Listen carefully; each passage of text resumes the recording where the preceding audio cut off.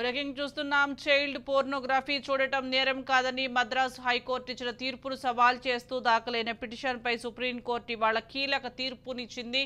Child pornography చూడటం, ఆ వీడియోలను డౌన్లోడ్ చేసుకోవడం పోక్సో చట్టం కింద నేరమేనని చెప్పుకొచ్చింది.